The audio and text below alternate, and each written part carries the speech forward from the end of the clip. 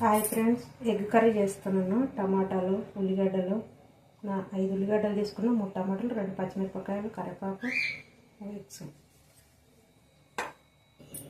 Oil వేసుకుంటున్నా. జీలకర్ర,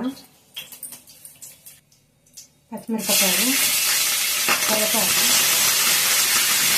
అల్లం పేస్ట్ కోసం ఉల్లిగడ్డలు మిక్సీ పట్టుకున్నా.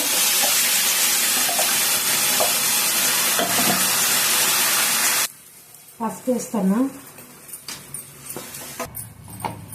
దీంట్లోనే కారము, 2 స్పూన్ల కారము, ధనియాల పొడి, సరిపోయినంత సాల్ట్ వేస్తాను.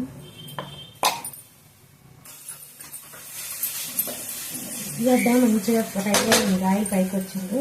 టమాటా మిక్సీకి వేసాను, టమాటా కూడా వేస్తున్నా.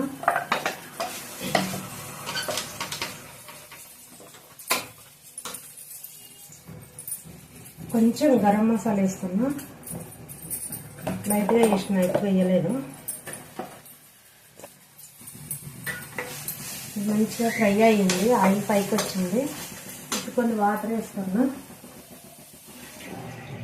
ఒక గ్లాస్ వేసిన వాటర్ కలుపుకొని ఎగ్స్ వేసిన. నూనెలో వేస్తాను ఎగ్స్ మంచిగా